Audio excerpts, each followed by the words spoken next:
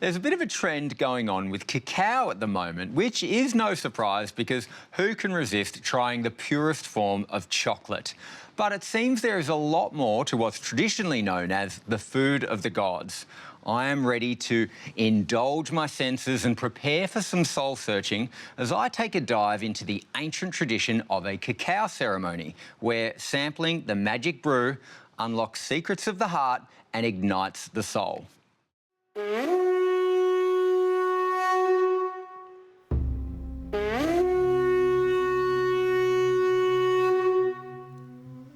Fernando, when I hear the word cacao, I instantly think chocolate.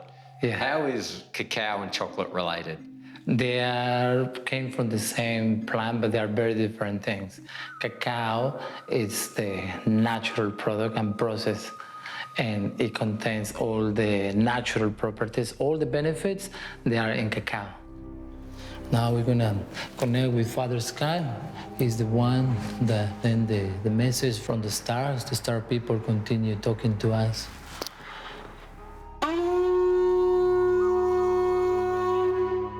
And you use it in a ceremony. Tell me about that. Oh yeah, so the cacao ceremony is a moment where you connect with yourself.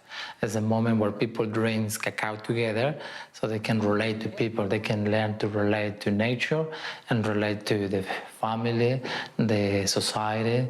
It has them to come together. Sí, Padre, Madre, agradeciéndote por este día de vida. Is ceremonial cacao the same as the raw cacao that we can buy at the health food shop? Not quite. Like ceremonial cacao, as the word says, it means that it's been prepared in ceremony. It means that it was prepared using fire to roast the beans, and you have used a way to prepare with your hands. Everything is without using the machines. We grind the cacao beans in a stone that is called metate till it became a paste, and then we mix it with water and we drink it. Is there anything else in it? Well, I like to use corn because corn is another plant that is very special in Mexico. What was your first experience with a cacao ceremony? My first experience was a sense of connection with something bigger than myself.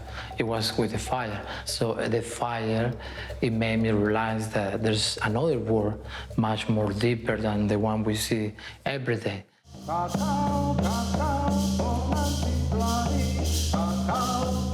Is it something that's been passed down through your family for generations? My grandmother, her name Lucia, she used to speak the indigenous language, and I remember her speaking, and I remember her using a lot of different herbs. And at the time when I was a kid, I couldn't really understand very much, but when she passed away, after that I was able to appreciate more of the things that she used to do, and that's when I started trying to find out more about it, and that's how I end up in this way of life of doing things in ceremony and praying and making people's life better through ceremony.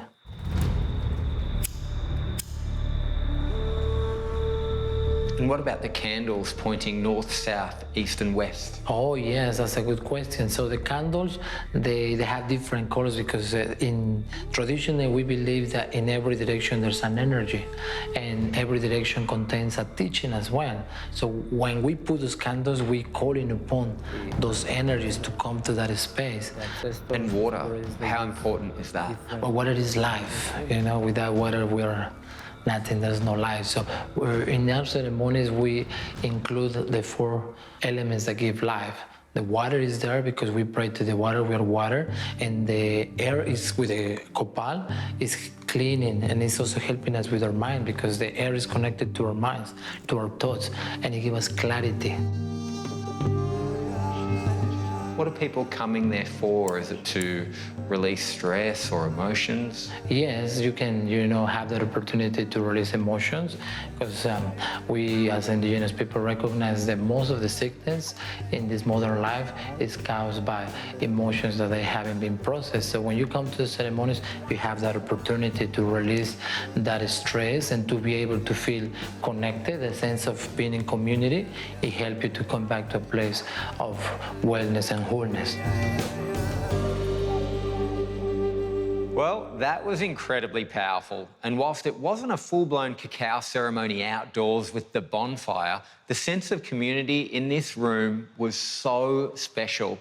When I took a sip of that drink, I didn't know what to expect. I was probably hoping it would be like a hot chocolate, but it was so much more. I loved that it was strong and I loved that it was bitter. But most of all, I loved that the response in my body was powerful. Plus, it's such a sensory experience. You've got the candles, the light, the smoke and the sound and the singing.